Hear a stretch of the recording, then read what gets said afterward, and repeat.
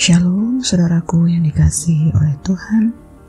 Senang sekali kita boleh berjumpa kembali pada hari ini, Jumat 15 Juli 2022. Dari Pekanbaru, Indonesia, saya menyapa saudara-saudaraku yang tetap setia mendengarkan renungan firman Tuhan. Saudara yang dikasihi oleh Tuhan, kita patut bersyukur kepada Tuhan karena Ia terus memelihara hidup kita hingga saat ini. Ia memberikan kita damai sejahtera, sukacita, bahkan anugerah yang berlimpah di dalam hidup kita. Nah saudara, mari kita persiapkan hati kita untuk mendengar firman Tuhan. Kita bersama-sama menyatukan hati dan berdoa. Bapa kami yang di surga, dikuduskanlah namamu, datanglah kerajaan-Mu, jadilah kehendak-Mu, di bumi seperti di surga. Ya Bapa, kalau saat ini kami rindu mendengar firman-Mu, urapi kami Tuhan, penuhi kami, sehingga setiap kami boleh mengerti dengan kebenaran firman-Mu. Kami rindu, kami menghidupi firman Tuhan. Kami sungguh-sungguh tinggal di dalam firman-Mu, dan firman-Mu mengalir dan memberikan kami kehidupan yang baru. Terima kasih Bapa, kami sungguh bangga memiliki Allah seperti Engkau. Engkau yang memberikan kami gairah untuk terus dapat menyenangkan hati-Mu. Terima kasih Bapa, kami siap mendengar firman-Mu hanya di dalam nama Tuhan Yesus. Amin. Nah saudaraku yang dikasihi oleh Tuhan, kita akan bersama-sama mendengar firman Tuhan yang berjudul Ketidakberdayaan. Firman Tuhan ini tertulis di dalam Mazmur 83. Kita akan bersama-sama mendengarkan firman Tuhan ini dan saya akan membacakannya. Doa memohon pertolongan melawan musuh. Mazmur Asaf, suatu nyanyian. Ya Allah, janganlah Engkau bungkam, janganlah berdiam diri, dan janganlah berpangku tangan, ya Allah. Sebab sesungguhnya musuh-musuhmu ribut, orang-orang yang membenci Engkau meninggikan kepala. Mereka mengadakan permufakatan licik melawan umat-Mu, dan mereka berunding untuk melawan orang-orang yang Kau lindungi. Kata mereka, marilah kita lenyapkan mereka sebagai bangsa, sehingga nama Israel tidak diingat lagi. Sungguh, mereka telah berunding dengan satu hati, mereka telah mengadakan perjanjian melawan Engkau. Yang berkata, marilah kita menduduki tempat-tempat kediaman Allah. Ya Allahku, buatlah mereka seperti dedak yang berterbangan, seperti jerami yang ditiup angin, seperti api yang membakar hutan, dan seperti nyala api yang menghanguskan gunung-gunung. Kejarlah mereka dengan badai-Mu, dan kejutkanlah mereka dengan puting beliung-Mu. Penuhilah muka mereka dengan kehinaan, supaya mereka mencari nama-Mu, ya Tuhan. Biarlah mereka mendapat malu dan terkejut selama-lamanya. Biarlah mereka tersipu-sipu dan binasa, supaya mereka tahu bahwa Engkau sajalah yang bernama Tuhan, Maha Tinggi atas seluruh bumi. Amin. Saudara, setiap kita punya masalah masing-masing. Apa yang biasanya ada dalam pikiran kita?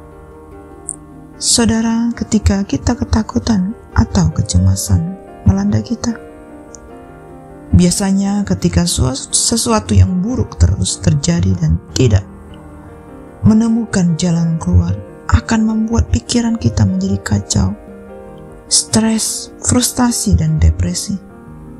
Lalu sebenarnya apa yang harus kita lakukan ketika kita menghadapi masalah yang berat sehingga kita merasa tidak berdaya? Saudara, kita boleh bersama-sama membayangkan sebagai Raja Israel Sudah seharusnya mereka menghadapi musuh yang siap mengepung dan menghadapi Israel. Mereka mengalami hal-hal yang sungguh menakutkan. Dan perlu diingat bahwa orang Israel adalah negara yang dikepung oleh bangsa-bangsa lain yang benci kepada mereka. Israel mau minta bantuan juga susah sekali, karena yang bisa kita gambarkan sebagai orang Israel, mereka dikelilingi oleh bangsa-bangsa lain. Saudaraku, dan kita mungkin bisa menggambarkan kehidupan sebagai orang-orang Kristen saat ini. Kita adalah orang-orang yang minoritas yang seringkali diperlakukan tidak adil. Seperti gereja yang banyak ditutup, dan kita tidak bisa melawan setiap orang-orang yang menghujat ataupun merendahkan kita. Kita hanya bisa diam, menangis, dan berdoa kepada Tuhan, meminta keadilan Tuhan. Dan itulah yang dihadapi oleh pemazmur. Ketika menghadapi masalah, respon yang pertama adalah pemazmur mengarahkan pikirannya kembali kepada Tuhan dan mengingat segala karya yang telah Tuhan lakukan. Bani Asaf mengalami satu masa di mana ia dikelilingi oleh banyak orang-orang yang tidak menyukainya, dan ia curhat kepada Tuhan dan berkata kepada Tuhan, "Tuhan, Engkau jangan diam saja, jangan berpangku tangan, tolong kami. Itu musuh-musuh kami sedang mengelilingi kami, bangsa pilihan. Mereka bersiap-siap untuk membantai kami, sehingga setiap kami orang-orang Israel tidak lagi diingat." Saudaraku, masalahnya adalah mereka lebih dari satu bangsa. Mereka bekerja sama, bersekongkol untuk membunuh orang-orang Israel. Bani Asaf ingat bahwa Tuhan bukanlah Tuhan yang hanya sekedar membelah umatnya, tetapi ia juga adalah Allah yang turut berperang bersama dengan mereka. Dan kemenangan yang selalu Tuhan berikan kepada orang Israel. Saudaraku yang dikasihi oleh Tuhan, mari kita belajar bagaimana pemazmur yang selalu mengingat kembali segala karya yang pernah Tuhan lakukan dalam hidup mereka. Beberapa kali kita mungkin sempat ragu kepada Tuhan, rasa-rasanya ingin seperti meninggalkan Tuhan. Namun setiap kali rasanya ingin meninggalkan Tuhan, kita diingatkan bahwa apa yang sudah Tuhan perbuat di dalam hidup kita. Mungkin saat ini kita sedang mengalami hal-hal ataupun masalah yang sungguh rumit, ataupun membuat kita down, yang akhirnya menyalahkan Tuhan dan pergi meninggalkan Tuhan. Tetapi saudaraku, mari kita pandang kepada salib Kristus, pandang kepada Tuhan yang ajaib, yang perkasa, yang mulia, sehingga kita akan mengalami banyak kejadian yang indah, dan kita akan senantiasa bersyukur kepada apa yang Tuhan perbuat.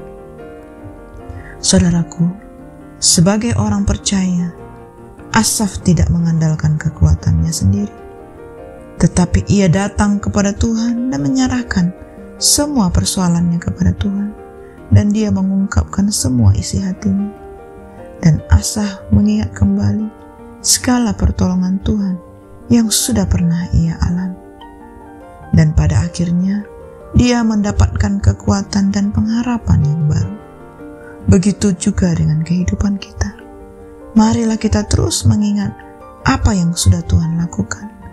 Jangan karena ditempa sebuah masalah akhirnya membuat kita lupa dan meninggalkan Tuhan dan mengandalkan kekuatan kita sendiri. Saudaraku, marilah kita datang kepada Tuhan dan menceritakan apa yang terjadi, mengingat segala kebaikan-kebaikan yang pernah Tuhan lakukan. Dan percayalah, ketika kita mengingat kebaikan Tuhan, masalah kita tetap ada, tetapi respon kita akan berbeda. Salah satu alasan kenapa Tuhan mengizinkan masalah terjadi dalam hidup kita, karena seringkali kita lupa kepada Tuhan. sehingga Tuhan pakai masalah untuk mengingatkan kita dan kembali kepada Tuhan. Saudara, masih ada harapan. Walaupun sudah banyak hal yang pemazmur lukiskan tentang keadaan yang menimpa Israel, pemazmur sadar masih ada harapan. Harapan itu ada di dalam Tuhan Yesus. Harapan itu senantiasa muncul di dalam diri kita. Dan pemazmur mengingat bahwa bangsa Yehuda adalah bangsa pilihan Tuhan. Dan saudaraku, kita juga adalah orang-orang pilihan Tuhan. Kita diingatkan tidak hanya memohon untuk diri kita sendiri, tetapi juga memohon kepada Tuhan untuk menegakkan kebenaran dan keadilannya. Demikianlah saudaraku renungan yang dapat kita dengar pada hari ini. Mari kita satukan hati dan kita tutup di dalam doa. Bapa kami yang sungguh baik, kami bersyukur buat firman-Mu yang sudah kami dengar. Kami mau bertumbuh di dalam kebenaran firman-Mu. Ajar kami Bapa, urapi kami, kuatkan kami, sehingga firman-Mu sungguh-sungguh menjadi rema di dalam hidup kami. Firman-Mu tertanam dan berbuah lebih lagi. Kami bersyukur ya Tuhan, Engkau Bapa yang baik bagi kami, Engkau Allah yang setia kepada kami. Terpujilah nama-Mu Bapa. Hanya di dalam nama Tuhan Yesus kami berdoa. Amin. Semangat pagi saudaraku, dan semangat dalam beraktivitas. God bless you all.